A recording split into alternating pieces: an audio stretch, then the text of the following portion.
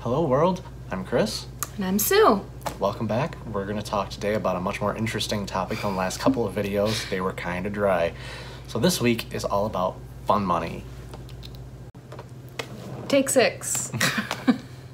Already, we just started.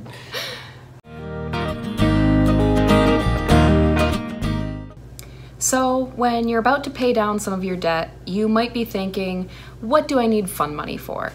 And somebody here kind of had that thought, but let's be really real. If your debt pay down is more than a few months, you need to go out and have fun sometimes. Like, you can't just never ever do anything fun, especially if you're going to be at this a year or more.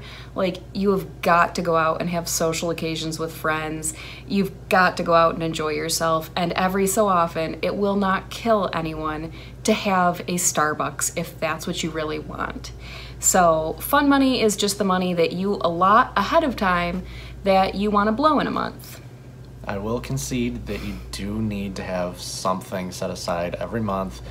Doesn't have to be a ton if you don't need it to be, but just something that is yours alone. If you're doing this with somebody else like we are, we're doing it together.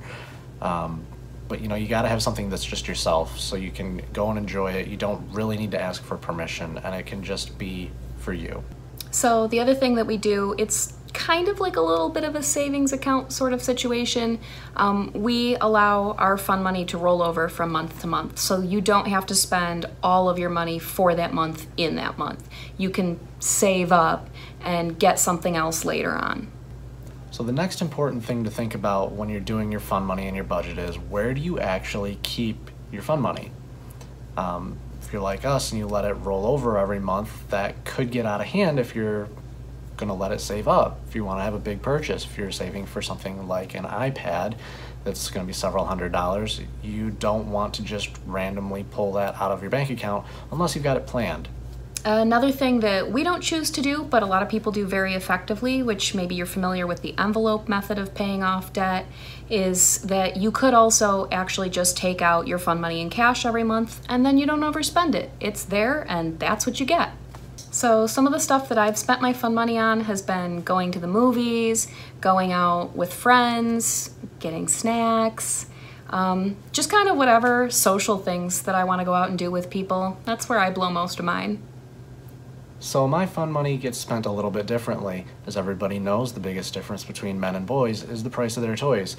So I tend to have to save my fun money up. $60 in 1 month doesn't go very far, but if you save that for 3 or 4 months, you can have something that you actually want. For me, the biggest thing that I've bought has been a center channel speaker for the surround sound that we have in our apartment. It was a couple $100s. So anyway, that's really all there is to say about fun money. I hope that you have a little bit of fun money in your budget, especially if your debt payoff like ours is going to be a couple of years and not just a couple of months. So let us know how you budget your fun money, if you do the envelope system, if you just have it in your bank account, whatever it is, and how much do you spend? How much do you have for that fun money? It's really cool to know, so put it in the comments.